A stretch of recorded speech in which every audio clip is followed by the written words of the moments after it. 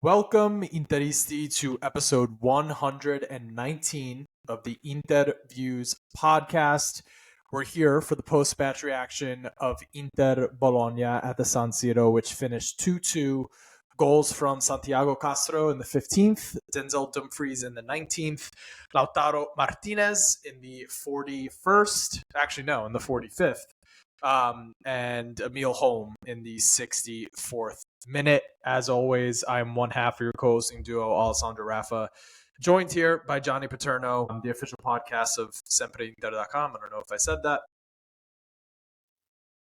We're more than 24 hours removed from this game, which we don't typically do as far as the recording is concerned. So it feels a little bit different the day after, than recording in the moment. I think I have a lot to say as far as some of the critiques that are being thrown Inter's way. I prepared some screen shares here that we're going to go ahead and get into. Oh, dang. Yeah, I just have some things that I want to touch on. More of we'll obviously talk about the match a little bit, and I really want to have a State of the Union about Inter because, we're halfway through the season now. We're, pretty deep into these competitions that we're competing for, and it's the January transfer window. So, we have an opportunity to really assess where the squad is at. Some of the criticism has been very fair, and some of it, I think, has been a little bit overblown. And I definitely want to get into it. I'm sure people are going to disagree and whatever it is, but I think it's worth the discussion. How you doing, man? How you feel? Just I feel like I haven't been able to enjoy watching Inter as much lately, only because of how stressful work has been. A lot of things going on, a lot of big changes, big things breaking. And when you're in an office with a bunch of Serie A fans, a lot of banter goes back and forth, and it's just been it's hectic, and I kind of wish that Inter would alleviate some of that hecticness, but hasn't been the case as of late.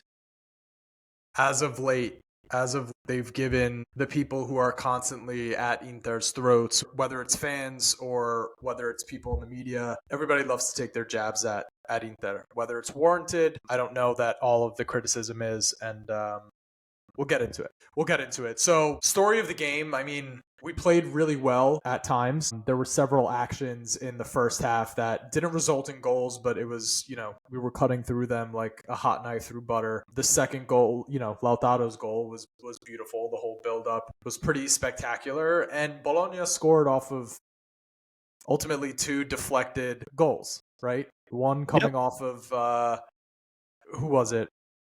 Off of Castro. It was shot in, and I was on him. It just diverted it past Sommer. Sommer went the wrong way, but he was going the right way based off of the shot from Moro. And then the second goal, Holm, strikes it, and if it came off Bastoni a little harder, it would have went wide of the post. And that's how we had those goals submitted. So we lost control of the game in the second half, and I think there's a very specific reason for that. But what's your main takeaway from the 90 minutes that we played at home against Bologna yesterday?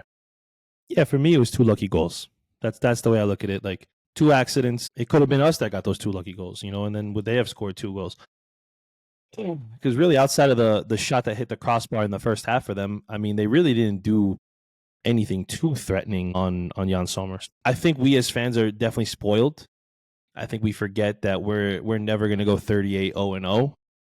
There's going to be games like this, and that's what I took away from it. Like, it's two deflected goals. Do I think? Yeah, I agree with you that we lost control of it in the second half, and that's disappointing. And maybe you could make arguments for Inzaghi took too long to make substitutions and stuff like that, and I would agree.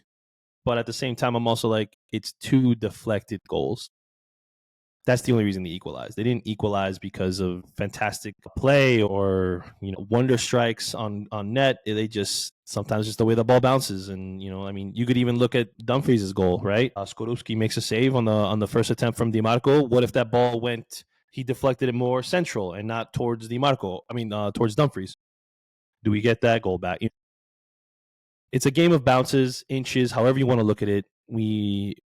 We take the point, and even though our direct opponents also dropped points and we weren't able to capitalize, we're still in the race. The title race isn't over. Like, let's let's just relax a little. Yeah, I couldn't agree more, and I'm gonna break down exactly why. But before we get into that, do you want to dive right into the Q&A about this game, and then we can do sort of a state of the union about the club? Let's do that. Yeah. All right, so let's get into your questions here. So first, why doesn't Barella play in the regista role and drop Aslani and give Fratesi in the role? I would have liked to actually see that combination. I Of the options outside of Hakan, I think Barella is probably the best regista, but Fratesi apparently is not physically ready for that. Not physically ready for more than, I guess, a 20-minute cameo at this point in time. And then Zielinski, we know, his defensive abilities are not too better than I don't even know. That's not even a phrase. They're not much better than what Aslani offers. So, what do you think about that? For the many things I don't like about Aslani, I think if you put Barella in the regista role, even though he is right now really probably the best option after Hakan, you're also taking away some of his strengths and his ability to pass and break the lines, find pockets of space in the attacking third. That goes away with Fratesi instantly. Instantly. Fratesi doesn't have vision. Fratesi doesn't have the passing range. Fratesi doesn't have the all-around game that Barella brings in that role. So it's like either way, we're losing something. We put Aslani in, he's a mess defensively. You put Fratesi in, he doesn't do what Barella is able to do. So it's like, what are you willing to give up? That's really what I look at. Midfield becomes extremely unbalanced with Fratesi in it. But you can say the same thing for Aslani. And at this point, it's like Inzaghi has to make selections with what he has available. Mkhitaryan, wasn't able to give anything. So yeah, you're dealing with some cards. But I could see a world where Barella would have been the better choice. But we'll get into that. Jack Hawken. Can Aslani redeem himself and become a more frequent presence for Inter in this team? I feel like we're talking way too much about Aslani, but if that wasn't the game that, and Sharma tweeted it, like if that's not the game where Interisti finally see that he's not up to snuff, then I don't know what you're watching. 100% agree. The man's just a liability. Sharma said, that might have been the final nail in the coffin. The nail was in the coffin a couple of weeks ago. This is just they lowered the casket 6 feet. So he's done. To me, I don't think there's anything he can do to redeem himself, in my opinion. But we'll see. Yeah, I would have to agree. And I know that he said he's a regista in his press conference that he gave. I forget after which game it was, but after the Venezia game. But not for me. He's not strong enough back there. He also made some bad decisions in that game. It was like dribbling into traffic right in front of your goal. It's amateur stuff. It's not professional footballer kind of stuff. And his level is definitely closer to Bologna than it is to Inter, even though they took a couple points off us. At Legends to Genzer, I don't know how to pronounce that. Who would you rather send on a one-way trip to Mars, Aslani or Patrick Kendrick? Ooh, let me rephrase that. Would you rather watch Aslani start the next game or have Patrick Kendrick commentate on that game? I think the answer still would be the same for me. I would rather send Aslani to Mars, even if there is no transfer fee involved. And I would rather listen to Patrick Kendrick than listen to or have to watch Christian Aslani struggle in the midfield again. Yeah. What did you think of his commentary, by the way? He is. I understand he's a part of the world feed. So really, like when the match gets sent and it's spoken in English, you're going to listen to Patrick Kendrick, whether you're in Sweden, Argentina, the U.S., Canada, whatever. If the world feed, if he's speaking the English speaking commentator for the world feed, you're stuck, unfortunately. And he's just the bias is so disgusting. Like I kind of wish, how CBS has every game that they cover, they have their own anchors for every game. I wish that Paramount was in a position where for Serie A, you had 2 set for every Serie A game that's going to be televised. And it doesn't have to be from the world feed. It doesn't have to be Patrick Kendrick or anyone else. It could just be English speakers. Like, how nice would it be having, Vietti, let's say, whatever color commentator or head, commentator, whatever, on it, to cover the games, as opposed to hearing Patrick Kendrick with his usual anti-Inter bias and agenda. And yeah. I don't think he's a bad commentator. I just hate listening to him when he's on Inter games because there's always like the thing with the commentators, they can always push back and say, "Of course we're not biased. How could you question my integrity?" But like there's little things that you pick up on that's I mean, first of all, he loves Napoli. He gushes Gushes over over Napoli. he He loves worked he for loves southern Milan. he loves Southern Italy. Like I get he's into that. He posts like a 7 minute, ode to Kabata, like who, you know, I mean, this Like, but this is not I'm like a I'm I'm Serie A happy for legend we're you that you talking found about. your wife in Naples. Congrats. But like, I don't know. It doesn't mean that you automatically There's little things like him talking about, an Inter player got shoved and made a meal of it, and he's like, "No, that's never a foul," but you never see it go the other way if the same thing happens with the other team, and talking how defensively fragile Inter is, and like we'll definitely talk about that later on in the episode. But I just don't enjoy listening to him talk about Inter because it same. just doesn't seem like we've been one of the most elite clubs in Europe over the last several seasons, and we don't get the respect in his commentary. So whatever, don't care. Atalanta have picked up. Oh, this is from Nico. Atalanta have picked up 3 out of 9 points in the last 3 matches. Do you still believe they will keep this a three-way title race? What do you think? I think so. I think they're good enough, and they're looking to make some additions in January. I don't know if they're actually going to happen, but they're looking to improve the squad to continue to be able to compete in it. Yeah, I hope so. At least for the league. I'm not because I want them to beat Inter or something. I think it's good when you have these typical team or sorry, not typical teams being able to compete in the title race. Yeah, I think they've showed their quality throughout the year. Every team is going to come up against adversity, and they've run into some issues recently. But yeah, I think they can put it on a lot of teams in Serie A, and I don't know if they'll be able to keep it close with the European commitments that are coming up. They're likely going through in the Champions League, so let's see how that goes. But I do think that they'll be able to keep it up. Yes, that Andre. He's asking what level of responsibility does Simone need to take for Aslani's development? You can't make a player, unfortunately, be better if they're not good enough.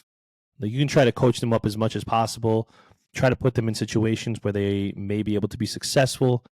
But if the talent level isn't there, it doesn't really matter what the manager does. And you can encourage them as much as possible. They're still not going to be good enough, unfortunately. Sometimes it's just the quality's lacking. You know what I mean? So I just think that I don't know. I don't put a lot of blame on him personally. I don't know how you could like at what level of importance of all the thing that Simone has to worry about is Aslani's development. Like, you know what I mean? Hakan's the starter, and he has this team playing the way that they've been playing for several seasons. Like, it's not Like, is Aslani has to. He's gotten plenty of chances. He's had yeah, plenty of like chances. It's not. Bisek's gotten better, right? Are we gonna say that was all Inzaghi, or does Bisek have natural ability himself? Like, we have to kind of take these things into account. You just have to be able to step up when you're given the opportunities. Plain and simple. Totonio, do you guys think Inter can sell Taremi in the summer, or will he end up like Arnautovic rotting on the bench? Man, he's a frustrating player right now, isn't he? I mean, Yeah, I thought he was awesome me against too. Venezia, but it doesn't seem like I thought he was he going to be score. incredible for us. I thought he was going to be a massive upgrade on the likes of Arnautovic. Me too. And it makes me regret greatly that we didn't keep Edin Dzeko for at least another year. Maybe he wouldn't have been able to keep up this season, but it's like that man deserved a Scudetto more than Arnautovic, and it's kind of disappointing. And I think in a perfect world, which I know is not possible, like we would be able to go shopping for another center back and a striker in this window, but obviously that's not feasible. So I don't think we'll be able to sell him. I think it would be the kind of thing where we have to pay him to leave, which I know we're not going to do. We're not in the business of just giving guys away for free or we're taking losses on players. And I think we're just going to have to suffer it out with him. But he's been a massive disappointment. Yeah. Intertwined had a comment about that as well, just that he was brought in to be a legit scoring threat and really disappointed with his finishing this season. Yeah, they're not going to be able to sell him, but he'll be on the bench and then hopefully if we're able to make investments in the forwards, we can maybe someone will come in for a loan or something, but I highly doubt it. Peter Jordan asked about the no penalty on Thuram. What was your read of that? To me, that was a penalty. It didn't look like he got to the ball. I didn't see him touch the ball on any angle that they showed. Now, if they actually showed me an actual angle where, he does make contact at first with the ball and then gets Thuram, then I would be like, okay, I understand it.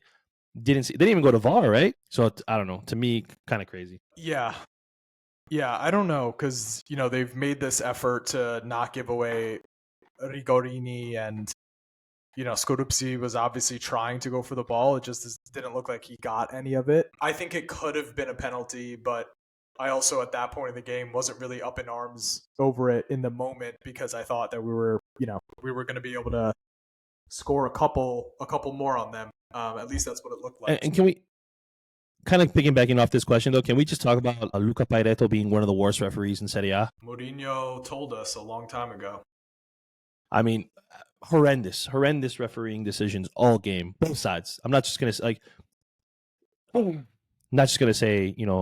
that Inter were totally screwed. I mean, I thought we were, but my gosh, is he an awful referee? And he would call plays back that shouldn't have been called back. He would, not call fouls when there were clear fouls. I don't get him. I don't get him one bit. Yeah. All right, let's do one more, and then let's talk about the state of this team. All right, so M6 Adam asked, do you guys think our summer transfer window was a waste? Wasted 20 million on a backup keeper and Palacios instead of signing a proper backup. I don't understand what that means. I think he means a proper center back backup, maybe? Maybe. He goes awful year by the management, which I do not agree with, but we'll talk about it. What do you think at this point of the season? Would you call the summer transfer window a waste? For me, no. I think you expected the guys that you brought in a free to be able to be impact players. Zelensky to me has been good. I don't know how you feel about him. I've been a fan of his play. He had the hockey. I was gonna say he had the hockey assist leading up to the Lautaro goal. So I mean, I think he's played very well. He had 2 goals against you. I mean, Juve, yeah, both penalties, but still big. Especially your first real start for the club to come up big in that and hit 2. That's impressive to me. And I think that he's been a solid player. I mean, yeah, you could say he's had some mistakes as a regista. That's not his natural position, but I'm not too upset with it. I could understand the frustration with bringing in Joseph Martinez, right? But how quickly we forget that we didn't have someone in when Handanovic was fading. We didn't have anybody prepared to take over the mantle. We made some mistakes. Padelli cost us some games when he was the backup. Radu, of course. Congrats. I'm sure someone's going to bring up the fact that I thought that he was going to be a fantastic player for us, and I was wrong. Radu was not the guy, and it wasn't until Onana came in that we finally felt relief. And I think management took the right course with this situation. You prepared for the future now. You bring in a guy that, listen, even though Sommer's been fantastic, who's to say he doesn't, like, Handanovic was having a good year when he got that injury to his hand, and then Padelli had to step in for us. Injuries can happen, guys. Like, would you rather be the situation where we have, I'm trying to think of a terrible backup, but Aldero? I don't know.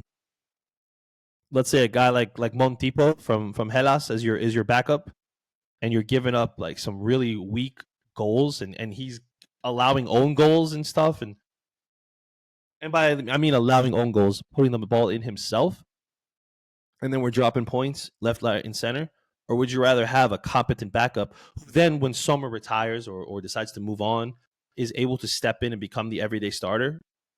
I think we all would agree that would be the better case. And Palacios is an investment for the future. I mean, do I wish they would have planned for Acerbi obviously hitting a wall? Like, Father Time is undefeated. We hear that all the time, right? And he is quickly fading. We hear the reports now that his career may be done potentially. Like, I mean, I don't know if it was just his Inter career is likely over. Like that. I mean, I feel for the guy. He's He's beat cancer. He's been through a lot in his life, and I'm sure when you go through all that chemotherapy, right, it takes a lot out of you, and I'm sure it takes a little bit longer to recover from things, and you're not as. And he's what 36, 37 now. It's do I wish we had someone there? Of course, I don't see why Palacios isn't able to step in and play a few games though. That's a little frustrating that we don't have that. But I don't think it was money wasted. And who were you going to get? Like seriously, Martinez was 15, 7 million for Palacios. So let's say 23. What good center back are you going to get for 23 million euros to either step in as a starter or step in as a backup? Realistically. I don't think you can even I don't think you can say a wasted summer by management when these guys their Inter careers haven't even kicked off. Like, what if Palacios is playing in this team for the next 10 years and Martinez is in this team for the next 7? Like, you can't really. What if Martinez wins like best goalkeeper in Serie A, and then we go on to win 8 straight Scudettos with him as our starting goalkeeper? You know what it is, Johnny? It's just, and it's kind of dovetailing into what I really want to talk about, where it's. Then let's get into it. Let's go. It's very, yeah. If Inter drops points at any point during the season, you see the same narratives come up. Management sucks. What's Inzaghi doing? This player sucks. Like, all this stuff without any context. It's so reactionary to game after game, and it's very I just think it's like low level supporter stuff. Like, I understand criticism after a game, and a game like that was something that you can be critical of. I thought we completely lost control of the game later on, and there are some things that I think need to be taken into context. So really where I would like to start is this drama that occurs year after year whenever Inter face any sort of adversity, which of all the seasons in football history to be facing adversity, I think the one where you're playing more games than any other season in history, it's to be expected that at some point the players are going to slow down a little bit and things are going to, the minutes are going to start taking a toll. Not to mention this Fratesi situation, which I'm over at this point. Like, I could not care less if he whatever his agent is saying, or if this is all on him that he really wants out right now. It's like, it's kind of like, fuck you, like, have a nice time in Rome, not competing for trophies for whenever. But it's always crisis Inter. There's a crisis at Inter. And I really wanted to take a look at the context around the seasons that the top European contenders, so the teams that are fighting for their domestic cup in the top 5 leagues, and the teams that are considered to make a push for the Champions League. I wanted to look at the seasons that everyone is having. So let's start talking about crisis. So the first thing is that all the contenders that you see here on the list. So I have Liverpool, Atletico Madrid, Barca, Arsenal, Inter, Real Madrid, Bayern Munich, Leverkusen, Atalanta, PSG, Milan, Manchester City, Dortmund, and Juventus. I threw Napoli in here because I'm going to get to them in a little bit. But you also threw Juventus in there. Why? But I threw Juventus in there because they're just a rival of us, and I just wanted to show just something to compare. You'll see. But why? I'm already disgusted. Because I'm going to get to it. Get to it, because I'm mad. All right. So what you're looking at here is these are the teams that not only are they meant to be contending for real trophies, they're also the teams that have played more games than any other team in Europe, any other teams in Europe, right? So let's sort this sheet here. The only teams that have played more than Inter, and this actually needs to be updated because we've played 29 games. When I pulled this, it was still at 28. But we've played the same amount of games as a Real Madrid, a Barcelona, and an Atletico, a Manchester City, and a Liverpool, and so forth. And let's just look at like what that looks like for all these top contending teams. The only teams in Europe that have won more games than Inter this year are Barcelona, Atletico Madrid, and Liverpool. 3 of of the best clubs in Europe, but we're 2 wins behind Barca and Atletico Madrid, and Liverpool have been dominating and running away with the league. But I would say 19 wins compared to the rest of the contenders in Europe, more than PSG, Leverkusen, right there with Bayern Munich, more than Manchester City. The club is still operating at an elite level. All right, let's take a look at the losses.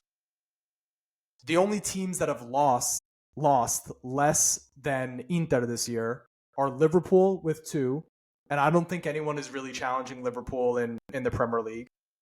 Leverkusen with 2, and I don't know that the Bundesliga is I don't think it's stronger than Serie A, number 1, but I think there's a lot of pretty bad teams in the Bundesliga right now.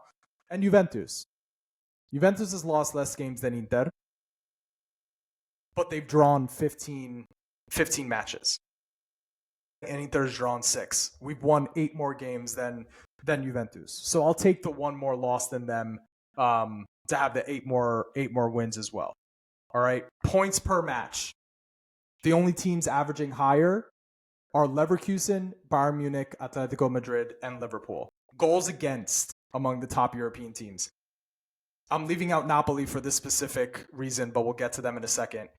No team has given up less goals than Inter this year. Of these top European contenders, 21. 21, okay? Real Madrid has given up goals against 35. Manchester City has given up 42 goals. Barcelona has given up 32 goals, okay? And Inter is sitting at 21, all right? Goal differential, plus 40. The only teams with a better goal differential of the contending teams in Europe are Liverpool, Bayern, and Barcelona. And you can regularly see Bayern Munich hit teams 6-5-0 in the Bundesliga. You don't see that very often in Serie A, although Inter is one of the teams that has done that. All right, let's take a look at clean sheets. No team has more clean sheets than Inter. 17. The closest to them are Liverpool, Atletico, and Napoli with 14. 3 more clean sheets than all the other top European contenders. Okay? Highest clean sheet percentage as well. Or the second highest compared to Napoli, but we'll get to them in a second. Second highest clean sheet percentage. Playing across 4 competitions. Our players are traveling to the international break, playing more minutes than just about everybody. All right, this didn't account for the minutes that we put in yesterday, but we would be up here with Atletico, Atalanta, Real, and Barcelona. The only teams that would have played more minutes are Liverpool, Manchester City, and Arsenal, and they're accounting for the Carabao Cup, which their real teams aren't really playing, and the English Community Shield as well. This team is playing more football than we've ever seen in European competition before. And they're having a pretty damn good season. A 2-2 draw to Bologna is going to happen over the course of a season. You're going to hit adversity over the course of a season. It's not realistic to expect your team, like Johnny said, that you're going to go 38-0 and that you're not going to lose any of these games. Now, this is your first time, Johnny, seeing this table, like in comparison.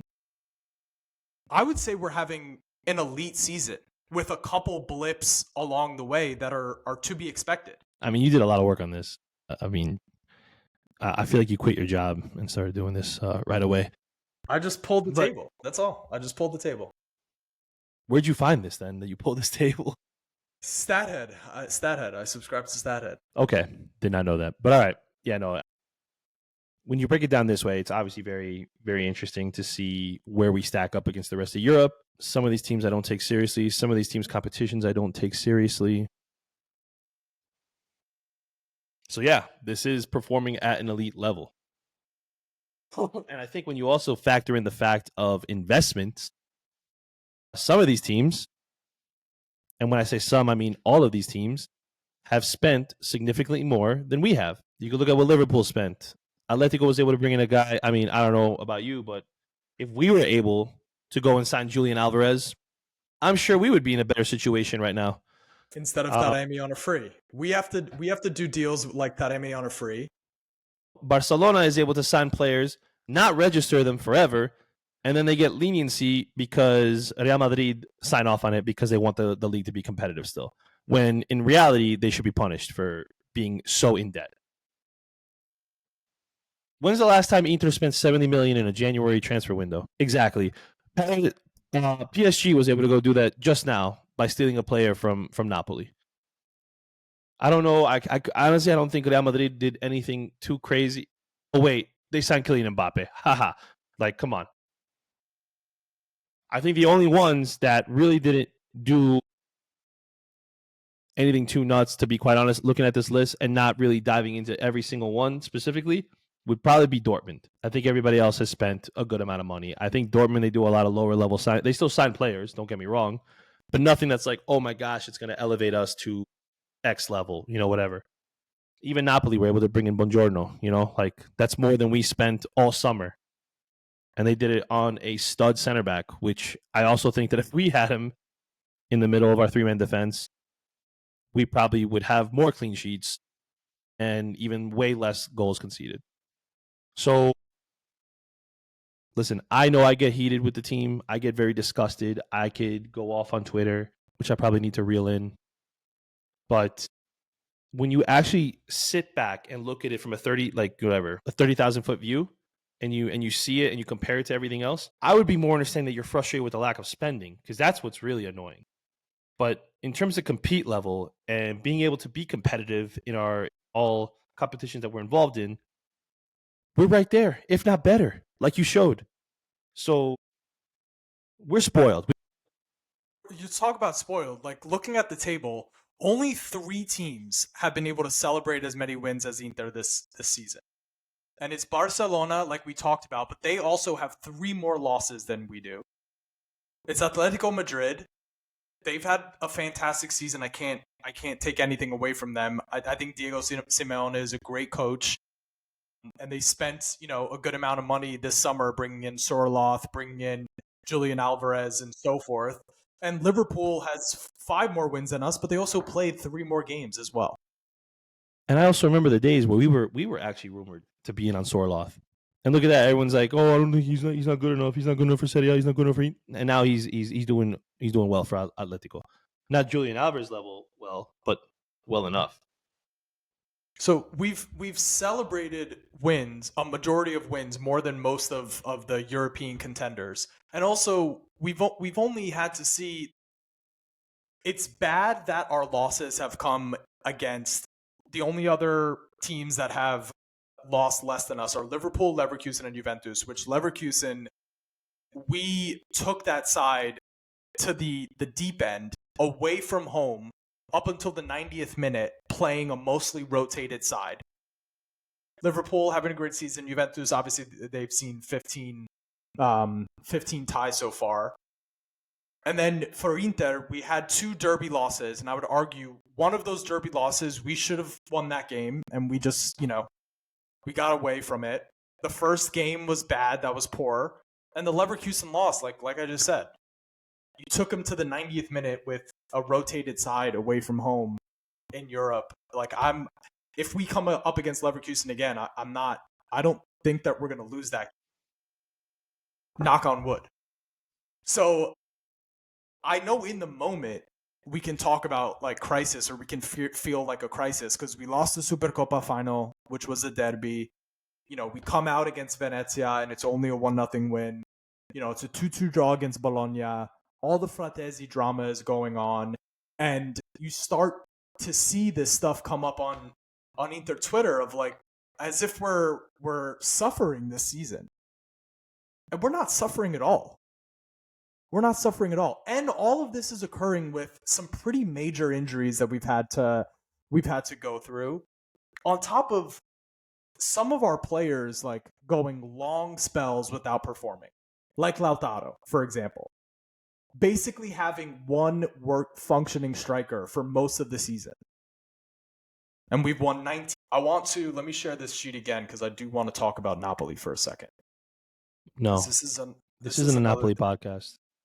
It's not a Napoli podcast, but we do have to have this conversation because I've seen this come up a lot. This sense of Inter has the obligation to win the Scudetto. Inter has the obligation to win the Scudetto. All right, let's look over here. Napoli were competing this season in 2 competitions. They're already knocked out of 1. So they're only competing in 1 competition with Antonio Conte versus Inter, who is going to play maybe twice the amount of games that Napoli is going to play. I posted this tweet until the let's see, is this the right one? Okay. Until the next Inter-Napoli game, Inter had 10 fixtures. Okay, Bologna already passed, but Empoli, Monaco, Lazio, Fiorentina, and Genoa at home, and Sparta, Lecce, Milan, and Juventus away. Napoli only has 6 games until we meet them again. Juventus and Udinese, and then Atalanta, Roma, Lazio, and Como. So they have 4 less games than us before we meet again. So I'm not really understanding this, like, Inter has the obligation. I think Napoli has the obligation. They're not competing for anything else. This is the only competition they're competing for. One team plays once a week and the other team plays every 3 days. Tell them. And Inter's got the obligation. We have every reason to not win this title. And we're still right there. What reasons does Napoli have to not win this title? And don't tell me, Cavada's gone now. Conte has been transitioning that team away from Cavada for a while now. If anything, I think they might look even better. They might look even better without him. They spent money this summer. Imagine telling Antonio Conte it's not his obligation to win the league when he's going up against the other 2 competitors for the title, Atalanta and Inter, are playing a game every 3 days. You tell Conte that it's not his obligation to win the league with only playing once every 7 days. And see what he tells you. He would give you a different story. That's not what he's telling his players. I can guarantee you that's not what he's telling his players. He is expecting to win the Serie A this year. He's expecting to win the Serie A this year. And you know what? This is his best fucking chance. Because wait till they qualify for Europe next year. And then let's see Conte playing every 3 days. And let's see how that works out. Am I wrong? Am I wrong for this? You Twitter guys got him fired up, man. Y'all pissed Alessandro. I've never seen Alessandro this angry. What'd y'all do? But no, you've been seeing it, right? You've been seeing it, right? It's Inter's title to lose. It's Inter's title to throw away. Is that a joke? One of the contenders in the race only has 1 fucking competition to play. If they don't win, it's an embarrassment. It's an absolute embarrassment. If Antonio Conte doesn't win the league playing once a week. Put the mic down for a second. Man, y'all got him heated. Listen, I agree with everything Alessandro just said. I'll say I don't think Napoli are real contenders because I think that their roster is a joke. I don't think Lukaku's serious. I wouldn't rely on him to come good when you need him most. I know Buongiorno's hurt and he's coming back. Now, I do think, yes, they have it easier. And I'm not like, certain people who think, 1 competition a week, Conte is unbeatable in the league. I don't care what his attitude is or what antics he's doing on the sideline. If your lineup isn't good enough and you don't play up to snuff, it doesn't matter. But I do think they have a lot less pressure on themselves, which in fact makes it, because of the lack of competition that they're participating in, which should make it, yes, easier for them to win the title. So I don't think it's Inter's title to lose. I think we're the defending champions and that we are expected to win again, given the lineup we had, and I can understand that. Serie A is unbelievably deep. From top to bottom, Serie A is not a cakewalk. This isn't the Bundesliga or Ligue 1. If we were in the French league, it is our title to lose. Johnny, I just really quick want to jump in because you make a great point about Serie A as the competition versus, a Ligue 1 or a Bundesliga. Like, these teams that you play, Venezia, Verona, Genoa, whatever, they will play so fucking hard against you, and they will set up shop, whatever the term is. I'm not even trolling. You put Venezia in Ligue 1, I'd say 10th, 9th place, easily. You put them in Bundesliga, there's only 18 teams in that league. So let's say, I don't know, 12, 13. I just don't get I don't get what people are upset about or people are worried about with that. our competition is much more difficult than what those clubs are going through. That graph that Alessandro shows, cool. Leverkusen's got as many wins as we do in that amount of time. All right, but let's look at who they're playing. Well, Hoffenheim, I mean, their captain and just went off yesterday. He's so fed up with the way things are going at that club. Like, let's just look at these things from a 30,000-foot view and take everything into account before we have these breakdowns. I think Inter are the most talented team and the best team in Serie A, but Serie A is not the competition where the most talented team is going to win. Like these things matter. Like playing multiple competitions a week and managing that with a transfer budget of 0 and having to rotate every 3 days.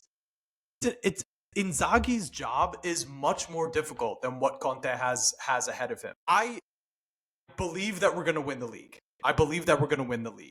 But I also see a lot on Twitter that's kind of like letting Napoli off the hook. Like don't let them off the hook. They play once a week. And they have a damn good team. Okay? And we talk about the drama around Inter, and Fabrizio Biasin tweeted this. Since the loss in the derby, this is excluding the Supercoppa Italiana, right? Just looking at Serie A. Since the loss in the derby, beat Udinese, beat Torino, beat Roma, tied Juve, beat Empoli, beat Venezia, tied Napoli, beat Verona, beat Parma, beat Lazio, beat Como, beat Cagliari, beat Venezia, tied Bologna. That's a tough fixture list that they've managed with rotating game in and game out. Other games around this. This team is like it. They're doing fantastic. They're managing an incredibly difficult situation. And we as Inter fans can't do this after every result that we don't like, every result that doesn't go our way. Or we create this drama. You see on Calcio Twitter, like Milan and Juve, like they like pick each other up. Those fan bases like pick each other up for the drama. I mean, true lovers.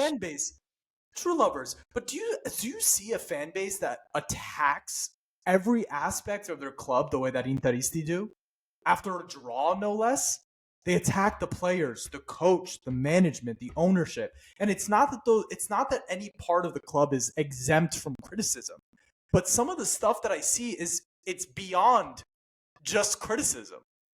It's over the top. It's not like you're not being real. You're not being real. These players are not robots. They're playing more than any other players have played in the history of this game. Barella was spectacular in the first half against Bologna. You know what I saw in the second half? He's fucking exhausted. Playing every game, every single game. 90 minutes every 3 days. You're laughing at me because I don't get upset, but I'm it's like Inter Twitter has upset me. They've upset me.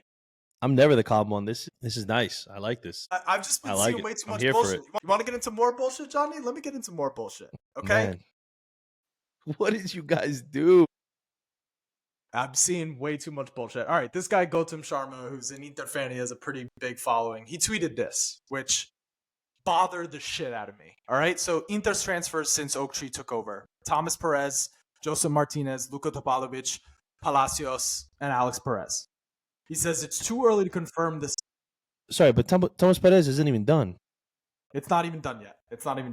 He says it's too early to confirm this rather scary trend, but I have a bad feeling that the great Marotta deal days are past us now. No more high-quality, high-wage players. His hands may be tied. So far, Oak Tree transfers have a very banter era-ish feel. I just hope these transfers are more towards building an Inter B for the lower division next summer, rather than a trend for things to come for Inter. Okay. Let's break this down one by one. So as far as these signings that were made, if you look at Inter's team,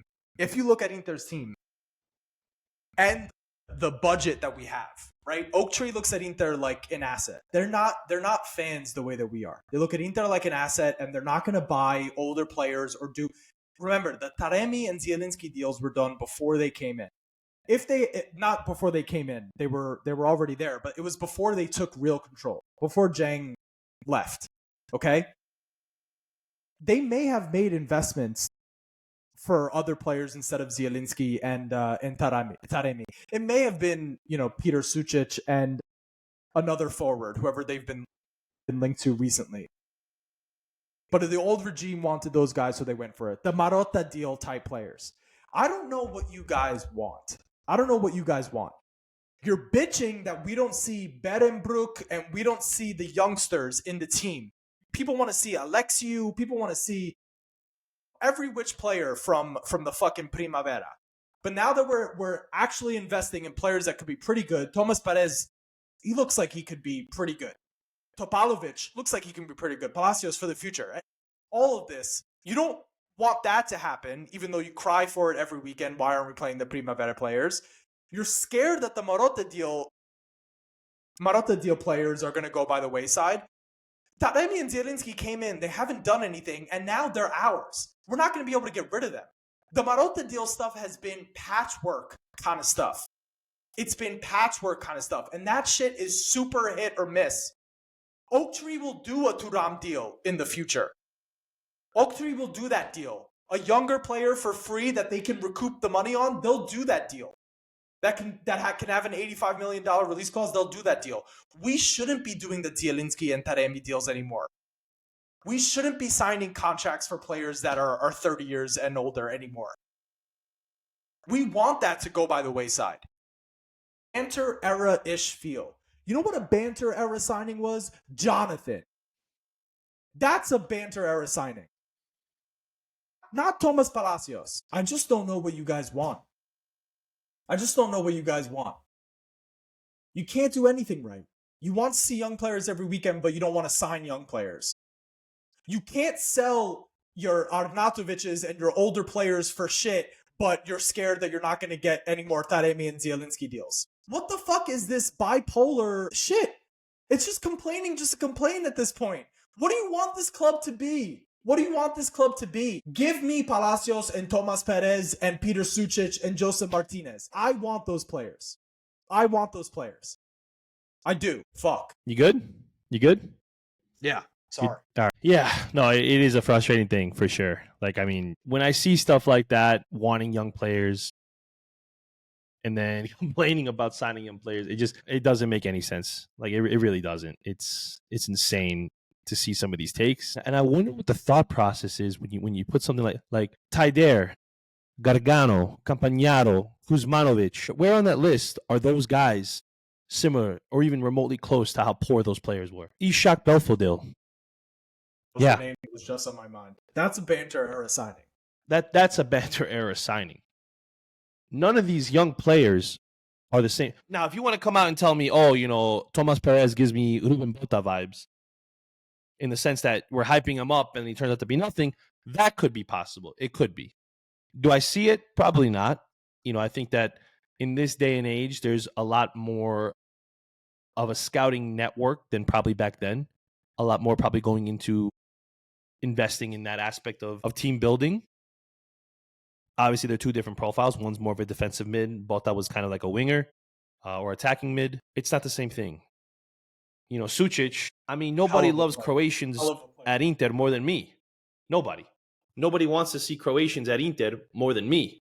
I don't know that a signing like Peter Sucic is awesome. I don't know why people are so, I don't know, like hung up like it's going to be. They cry for Francesco Pio Esposito to get minutes in the team next year. Yeah, but they're working towards signing a Peter Sucic or Palacios, like young guys, and now we're making the wrong investment. I don't understand what it is that you guys want from the club. Why is investing in young players a bad idea? Man City just spent $50 million on a 20-year-old Kusanov. I mean, he's not worth $50 million, but yes, I get what I get what you're saying. I mean, I've wanted this to be the way Inter go for a couple of years now. I've said in the model of like a Dortmund, not in the sense where I want to be sellers all the time, but you buy young, you develop players and you allow them to grow in your club and become massive successes. Who's to say that Perez, Palacios, Martinez, Sucic, maybe, Topalovic would be incredible to see too. Like there's loads of potential there. Loads. These aren't banter era signings. I'm sorry. Inter is the average age. They're the oldest squad in Serie A. They're the oldest squad in Serie A. The average age is 30 every time they step on the fucking pitch. Hey guys, Oaktree is not stepping in and saying no if Inter want to sign, if a Marcus Thuram becomes available and they want to sign him. I would like that to be around 25, 26 for average age. That's fine with me. Like that's where I think you could be, one, successful, two, handle the fixture list that we have nowadays. Like 30-year-olds can't be doing 2-3 games a week every week. It's just not sustainable. You can't sell them. And also, guys, investing in like the 25, you got to understand, like, this isn't just an Inter problem. It's like where world football is right now. Investing in the guys that are in their prime currently, right smack dab in the middle of their prime, they're in-demand players and their market is going to be inflated. We're not doing that anymore. For better or for worse. Honestly, seeing Man City have a tough first half of the season and then spending $150 million in January, it's sickening. We're not playing in that pool. We have to play in the Palacios and the Thomas Perez pool. The club was built off of getting talented youngsters from South America to come into the team and grow and develop. Like that's what Internazionale is. That's what we are. I'm good with a 21-year-old Peter Sucic. Have you guys watched him? He's incredible. That's real potential. That's real potential right there. I believe in Palacios. I know we haven't seen a lot of him, but every time we've seen him, it's looked pretty damn good. You just gotta understand where we're at, where Inter's at, where Italian football is at, and with everything that we have to deal with and the way that we have to play on the transfer market. I just showed you the graph. We are an elite team. An elite team. Every club has the mistakes. Every club has an Aslani who's just not good enough. That's gonna happen. I don't know if every club has an Aslani. That'd be. Juve has Douglas Luiz. Milan's got I'll take him. Pavlovic that they invested $20 million in this summer. That now it looks like he's going to Fenerbahce. It's not going to be perfect. Not every aspect is going to be perfect, which is okay to criticize. But what's happened over the last several days on Inter Twitter, it's been too much for me. The crisis at Inter thing is too much for me. I think you need to be on Twitter more often than me now. I like this. I like when you get angry. I'm pissed. No, I'm loving this. I'm loving this. I think it's fans are fans, right? But yo, pull up. I thought you had more receipts. Those are my receipts. Those are my ones that. Oh, that was it. That was it. No shit. That's disappointing. I know Sean wanted. You hyped it up. I'm sorry, fans. I'm sorry, listeners. He made me think we had like 5-6 people that we were going after, and that was it. No, maybe I used receipts wrong. I'm a little disappointed. When I got receipts, I got multiples. When I get after Julian, I got multiples. We can pull up receipts. Who do we want to go after? Pick a name. No, I don't want. Now it's too late. The moment's lost. But yeah, but if you're gonna come in here threatening, receipts, all I'm saying is you better have multiples for me. My receipts was a chart showing that Inter's been one of the best teams in Europe. But that's not receipts. That's evidence. Maybe you had evidence to build your case. That's evidence to build my case. That's what I. This just shows that Alessandro, one, doesn't watch enough Suits or Law and Order, and two, that he wasn't really as worked up as I thought he was. I'm pretty worked up. This, ladies and gentlemen, is the problem with modern day social media. If you're gonna get mad, you better have multiple reasons to be mad. I'm mad. But all kidding aside, I don't know. There's a lot of things that upset me with Inter Twitter. A lot of things that I kind of haven't had to I've just been staying quiet on just because I don't want to get into it too much. I do think we're a very reactionary fan base, myself included. You know, I can get heated over performances and think the world is burning, the sky is falling, whatever you want to call it. But it really isn't as bad as we make it out to be as fans. I used to love having Twitter Spaces and being able to talk, and I felt like a lot of people would just complain about the same things every time we did a space. That's why I decided to just start a podcast with you. Like, I got tired of hearing the same complaints over and over again, same things that we were whining about. Yeah. Bepe's blind. A certain player gets singled out every single time.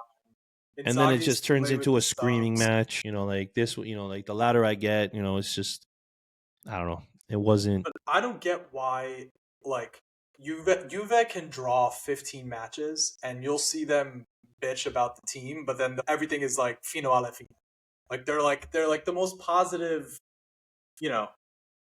at least the majority of that. Who are you following? Who are you following? Like, I'm not following Juventini, but it's what comes up on my algorithm. I see a lot of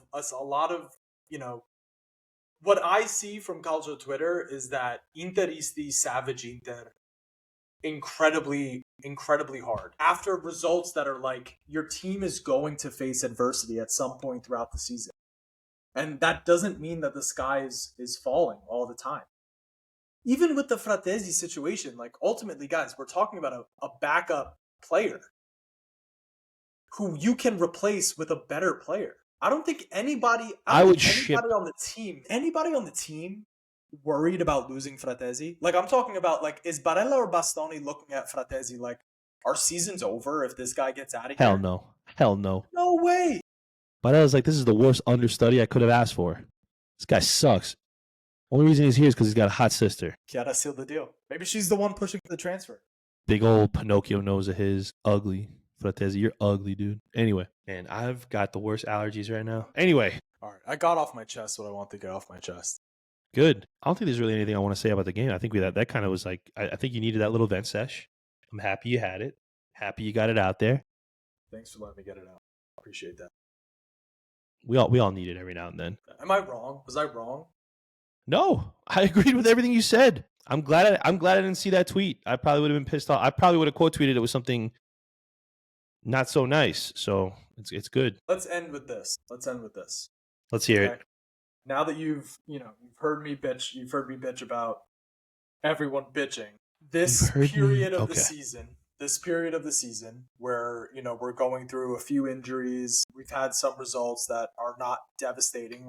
We haven't gotten, blown off the pitch. It can happen. Any change to your expectation around what Inter should do for the rest of the season? We're officially halfway point is here. No change. Scudetto first, Club World Cup second, Champions League third. And I only say Club World Cup second because I still want us all to go to Seattle, which, hey, if you listen to this podcast and you live in the United States and you are not in our DMs trying to plan out the Seattle matches with us, I don't want to sit with you. Okay? You better hit me up, hit Alessandro up, hit the Interviews pod DMs, something if you want to sit. Get a section together, try to get a bunch of fans together. Let's go to dinner either before the game, after the game, whatever.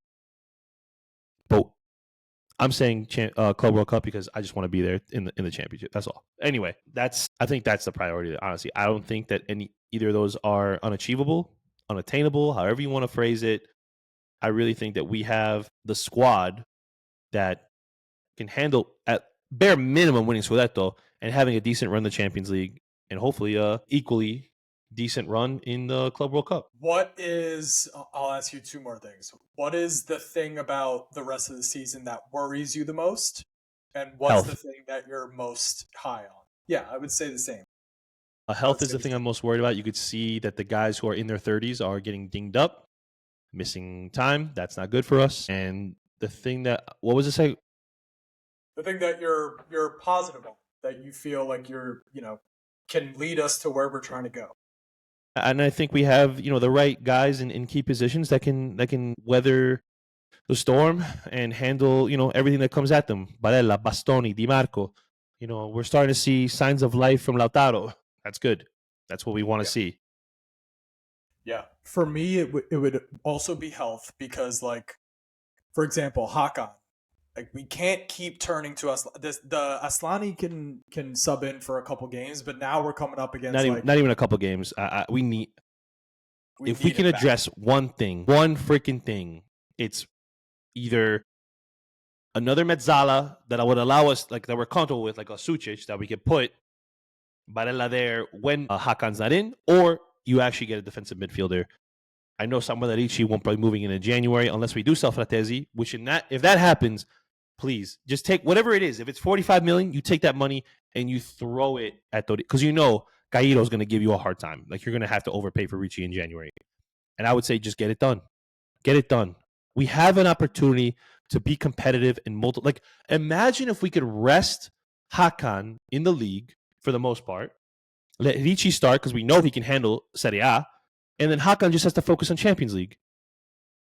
And you don't even know how talented Ricci actually is. Like when good players play around other good players and you see what they really can do, like you don't know. I don't think people watch Lazio games as much as I do.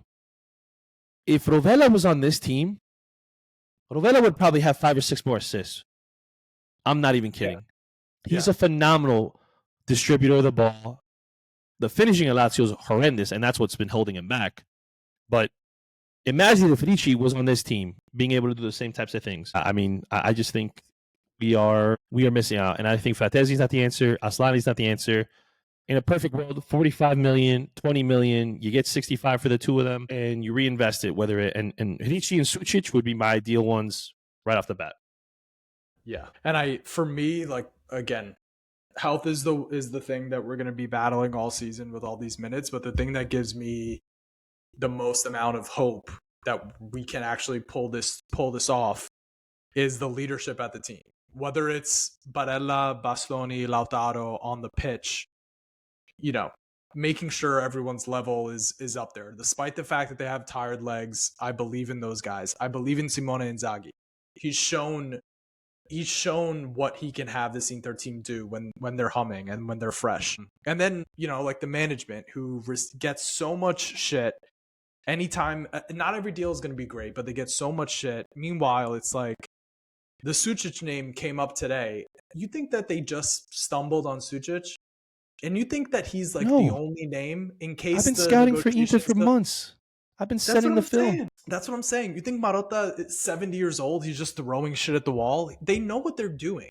They know what they're doing. They're working on it. They're working on it, and that doesn't mean that you're going to hear about it. If anything, listen. I'm doing more scouting for Inter than they are right now. Okay, now that I work in football, I'm able to do the scouting. I send them my videos. I tell them who to go after. Talk to Piero or Dario?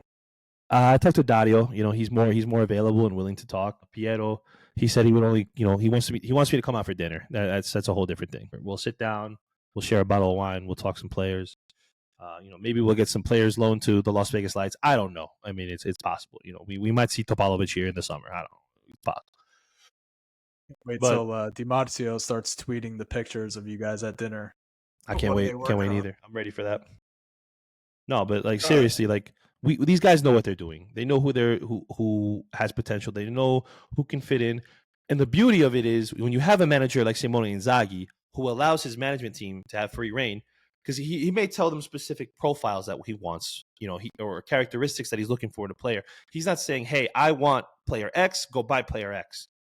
No, they do communicate, and this is what they're looking for, and these are the players that they're finding. Whether it's Perez, whether it's Sucic, whether it's whomever, they know what they're doing. We may have players that we want. I know myself. There's players that I would love to see at Inter. That doesn't mean that they would actually fit in. It doesn't mean that that they would be successes at Inter. So let's let them work. Let's let them. We have like 14 more days. Hopefully, we can get Roma to up their offer, get Fratesi out, and go find a legitimate replacement. Yeah, I'm good on him. I'm all set with it. All right. Thanks for listening, guys. I had a lot to get off my chest, but I appreciate you letting me do that. In the words of the great Roberto Scarpini, forza ragazzi, forza ragazzi, forza ragazzi.